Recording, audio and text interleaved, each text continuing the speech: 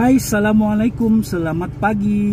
Welcome back to my another vlog for today. Okay, vlog hari ini, alhamdulillah kita sudah berada di bulan Ramadan yang mulia untuk tahun 2021 ini.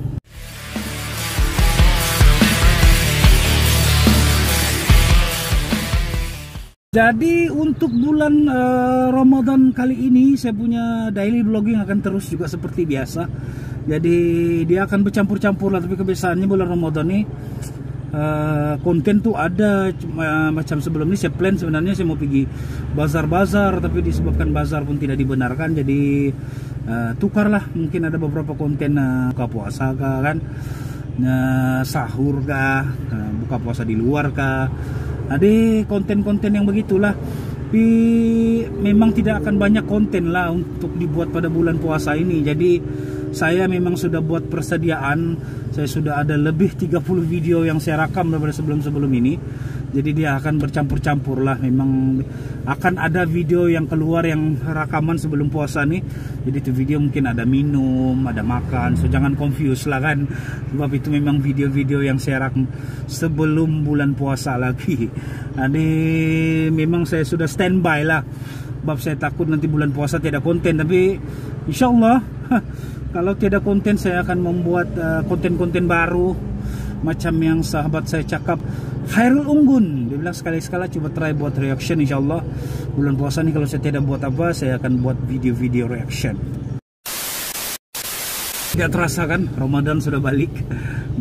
Saya ingin mengucapkan selamat berpuasa kepada semua muslimin dan muslimat yang berada di seluruh dunia, para penonton saya, para viewers saya, para youtubers, kawan-kawan muslim dimanapun berada, di Malaysia, di Indonesia, di Arab Saudi, Singapura. Semoga Ramadan kita pada tahun ini, segala amal ibadah kita mendapat keberkatan Allah Subhanahu Wa Taala. Jadi cepat betul masa berlalu kan, kita tidak rasa kan. Tahun lalu Ramadan dalam suasana PKP yang amat ketat. Tahun ini pula Sabah masih berada PKPB yang hanya boleh merentas mengikut zon. Tetapi bazar Ramadan juga tidak dibenarkan di negeri Sabah. Sebenarnya kalau ikut yang MKN, bazar Ramadan sudah dibenarkan. Hanya kerajaan negeri Sabah tidak membenarkan bazar. Kalau saya tidak silap, negeri Kelantan juga tidak membenarkan bazar tahun ini. Ini disebabkan macam kita di Sabah, macam sebelum ini case pun sudah menurun, tapi sekarang ini dia meningkat balik. Macam Tawau, Keningau pun berada dalam PKP pada ketika ini. So saya rasa mungkin kalau macam Tawau tu mungkin dia PKP sampai hari raya lah tu. Bagaimana ada PKP 2 minggu kan, dia mesti dalam 4 minggu lebih macam begitu. Tapi kita mau buat macam mana kan. Demi kebaikan kita bersama. Dan begitulah keadaan dia, macam yang saya pernah juga tulis di Facebook, bahwa kita tidak boleh mengelak lah daripada keadaan-keadaan begini kan. Dia case meningkat, PKP, case turun, dilonggarkan, naik, PKP lagi balik kan. Begitulah suasana kita sehinggalah COVID ini berakhir. Macam saya cakap tadi, tidak terasa kan, begitu cepat masa berlalu. Sekarang ini Ramadan datang kembali. Dan satu benda yang saya masih ingat lagi tahun lalu, sebab tahun lalu tuh kita berpuasa dalam suasana PKP yang amat ketat. Nah, masa itu hanya satu orang saja yang boleh berada dalam satu kereta. Jadi sehari sebelum puasa tuh saya pergi beli barang-barang untuk persediaan Ramadan lah. Jadi masa itu saya keluar, saya pergi Kinarut mau pergi beli barang. Jadi sebelum saya beli barang, saya pergi ambil duit dulu di 7-Eleven Kinarut Palm Square itu. Jadi saya punya target tuh, saya datang awal lah. Jadi saya keluar dari rumah dalam jam 8. Dan bila saya sampai di 7-Eleven Palm Square itu, subhanallah, orang yang berbaris sudah 5 lot kedai. 5 baris kedai itu, 1 lot, 2 lot, 3 lot, 5 lot kedai. Saya adalah berada di barisan yang di lot kelima kedai. So kau boleh imagine lah berapa panjangnya orang berbaris pada ketika itu. Sebab pada masa itu ATM hanya start buka pukul 7 pagi. Jadi kenapa saya turun jam 8, saya punya imagine, oh masih tidak ramai. Rupanya orang sudah ramai, seramai-ramainya berbaris pada ketika itu. Dan yang paling malangnya lagi pula, apabila saya sudah dekat di depan, ada dalam 7-8 orang lagi lah, tiba-tiba tuh ATM out of service.